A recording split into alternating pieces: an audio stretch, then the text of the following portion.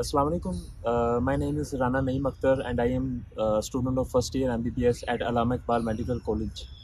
आज बेसिकली हम डिस्कस करेंगे कि एमडी कैट में आप स्टडी स्ट्रेटजीज़ को कैसे बनाना होता है।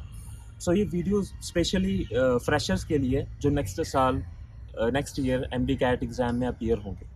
सबसे पहले तो ये एमडी कैट में आपको हम पहले एमडी कैट की प्रिपरेशन से पहले जो चंद एक स्टेप्स लेने होते हैं, इसमें हम उनको डिस्कस करेंगे। सबसे पहले यहाँ पर आपको एंटी सोशल होना पड़ता है। आपको जितनी भी सोशल एक्टिविटीज़ हैं, उनसे दूर होना पड़ता है और ये बहुत ज़्यादा कंपल्सरी है। यहाँ पर एंटी सोशल होना बहुत ज़्यादा कंपल्सरी है। ऐसा हरगिज़ भी नहीं हो सकता, बहुत इम्पॉसिबल आप कह लें कि आप एक साइड पर सोशल अकाउंट्स चला रहे हैं, आप यानी सोशल एक्टिविटीज़ चला रहे हैं और दूसरी तरफ आप एमडी कैट की प्रिपरेशन कर रहे हैं, तो ये बहुत टफ हो जाता है। ठीक है, आपकी मेंटल स्टेबिलिटी नहीं रहती, आप जो चीज़ याद करते हो और यहाँ पर स्पेशली एमडी कैट आप क्रैम करते हैं। आप यहाँ पर कॉन्सेप्ट्स नहीं बना रहे होते। कॉन्सेप्ट्स जब आप इंशाल्लाह फर्दर एमबीबीएस में आएंगे तो कॉन्सेप्ट्स की गेम एमडी कैट यानी एमडी कैट तक नहीं होती। आप एमबीबीएस में जब आते हो फिर कॉन्सेप्ट्स बनते हैं और कॉन्सेप्ट्स किसी हद तक याद रहते हैं, बट जो क्रैमिंग है यानी जो एमडी कैट के लिए हमें चाहिए है वो याद नहीं रहती, वो वोलाटाइल होती है। आप एक चीज़ याद करते हो, आपने अक्सर ऑब्जर्व भी किया होगा, या आपने याद की, एक हफ्ते बाद, एक मंथ बाद आपको वो भूली होती है। उसकी सबसे ज़्यादा बड़ी रीज़न क्या है कि हम सोशल हो जाते हैं। जब तक आप एंटी सोशल रहेंगे, आपकी मेमोरी कंजर्व रहेगी। आपने जो चीज़ याद की है वो आपको भूलने वाली नहीं है। आपको यहाँ पर एंटी सोशल होना बहुत ज़्यादा ज़रूरी है।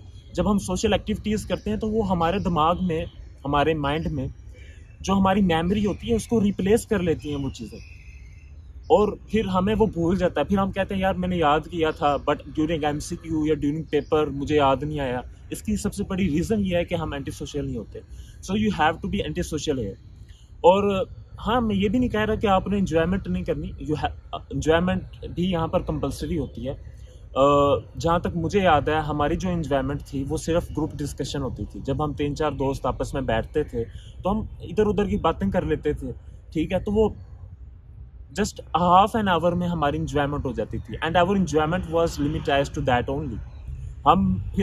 हमें सोशल एक्टिविटीज़ को टाइम देने की ज़रूरत नहीं पड़ती थी।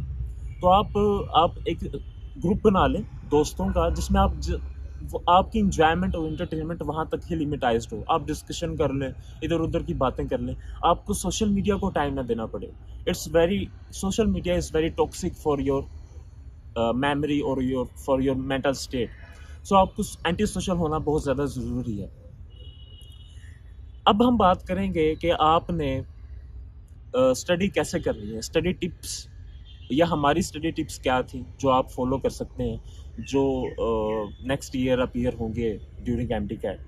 सबसे पहले आपको स्ट्रैटेजी देखनी पड़ेगी कि इस दफ़ा सिचुएशन क्या है। इस दफ़ा 1.5 से 2 मंथ टेस्ट का ड्यूरेशन है, टेस्ट चल रहे हैं, डिफरेंट डेट्स में टेस्ट होते हैं। किसी को 1 मंथ प्रेप के लिए मिलता है, किसी को 1.5 मंथ मिलता है, किसी को 2 मंथ मिलते हैं। तो जो प्रेप के लिए जो ड्यूरेशन मिलता है वो डिफरेंट है। यहाँ पर जब हमारी मर्तबा था तो वो एक ही सबको 3-4 मंथ का ऑलमोस्ट टाइम मिल जाता था और उसमें अच्छी खासी प्रिपरेशन हो जाती थी। तो जो सिनेरियो है इस दफ़ा, उसके अकॉर्डिंग अगर हम देखें तो हमें साथ के साथ, जब आप एफएससी कर रहे हैं तो साथ ही साथ हमें एमडी कैट पर भी फोकस करना है। अब हम ये नहीं कह सकते कि यार जब एफएससी के पेपर हो जाएंगे तब मैं एमडी कैट में आऊँगा या एमडी कैट की प्रिपरेशन में स्टार्ट करूँगा। वो बहुत ज़्यादा टफ हो जाएगा। फिर आप मेंटली बहुत ज़्यादा अपसेट हो जाएंगे कि यार मुझे प्रिपरेशन के लिए टाइम नहीं मिला, जब जो मेरे कोलीग्स हैं या जो मेरे साथ पढ़ते हैं उनको ज़्यादा टाइम मिल गया मुझसे। इस दफ़ा बहुत हमें यहाँ फेस करना पड़ा। कई जूनियर्स बेचारे सिर्फ इस वजह से रो रहे थे कि हमें टाइम नहीं मिला, हमें 1 मंथ मिला है या आधा मंथ मिला है, और जो हमारे दोस्त हैं उनको 1.5 मंथ मिला है, किसी को 2 मंथ मिले हैं। तो नेक्स्ट टाइम इस सिचुएशन को ओवरकम करने के लिए या इस को अवॉइड करने के लिए जो सबसे ज़्यादा इम्पोर्टेंट स्ट्रैटेजी है हमारे पास वो ये है कि आपको एमडी कैट की प्रिपरेशन साथ करनी पड़ेगी, साथ कैरी करनी पड़ेगी। एफएससी की तो प्रिपरेशन आप कर रहे हैं, बट एमडी कैट की प्रिपरेशन आपको साथ ही कैरी करनी पड़ेगी, ये बहुत ज़्यादा कंपलसरी है।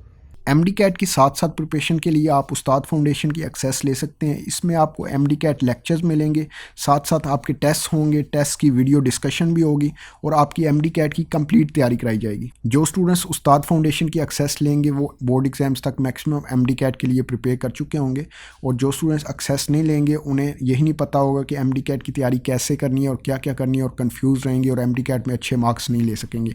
इसलिए अगर आपने अच्छे मार्क्स लेने एमडी कैट में तो डिस्क्रिप्शन में लिंक होगा उस्ताद फाउंडेशन का, उस पर आपको डेमो लेक्चर्स भी मिल जाएंगे और वहाँ उस्ताद फाउंडेशन एलएमएस की एक्सेस लेने की कंप्लीट डिटेल्स भी आपको मिल जाएंगी।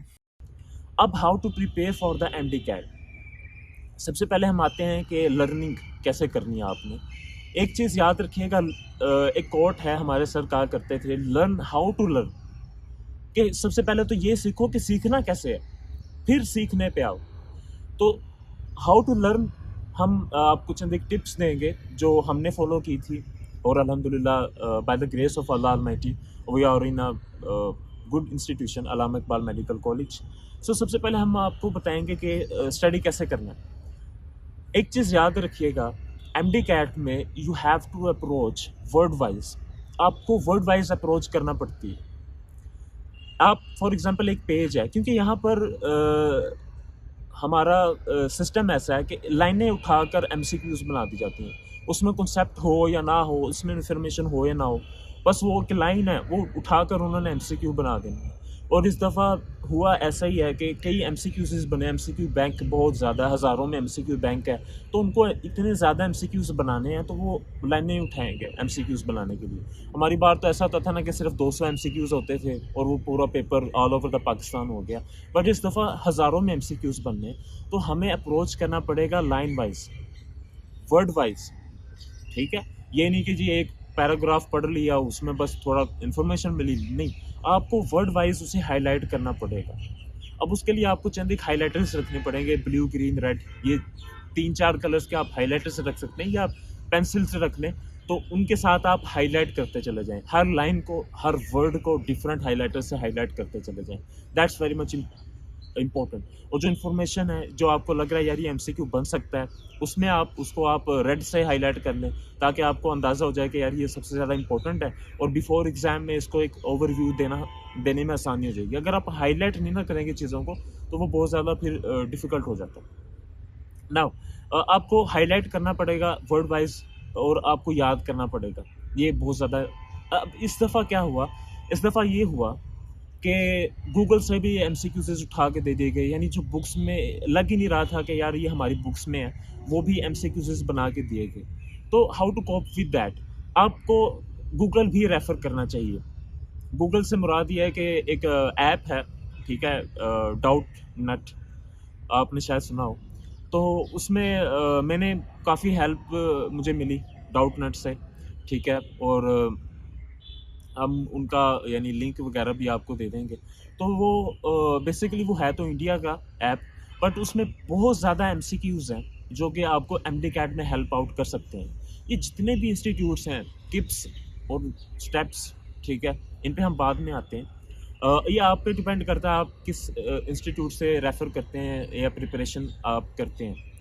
बट ये जितने भी आपको एमसीक्यूज़ नज़र आ रहे होते हैं ना, वो सारे डाउट नट से उठाए यानी जा रहे होते हैं। आप कोई भी एमसीक्यू और डाउट नट पे आप सर्च करेंगे ना, वो आपको एमसीक्यूज़ वहाँ से मिल जाएंगे। सो जो एमसीक्यूज़ आपको लगता है ना कि यार इस दफ़ा गूगल से भी आए थे, अदर दैन बुक आए थे, तो you should refer Doubtnut. I personally advise Doubtnut. और अब यहाँ तक तो हो गया स्टडी, आप यानी प्रिपरेशन आपने कैसे करनी है। After preparation the most important step is the practice. एक चीज़ आपने लर्न की है, आपने याद की है, आपने माइंड में बिठा ली है, जब तक आप उस पर प्रैक्टिस नहीं ना कर रहे, वो आपके लिए किसी भी काम की नहीं है। वो आप अप्लाई नहीं करना सीखेंगे तो आपको ड्यूरिंग एग्ज़ाम उसमें वो आपको हेल्प आउट नहीं कर सकेगी। सो यहाँ पर अप्लाई करना सीखें, स्पेशली इन फिज़िक्स।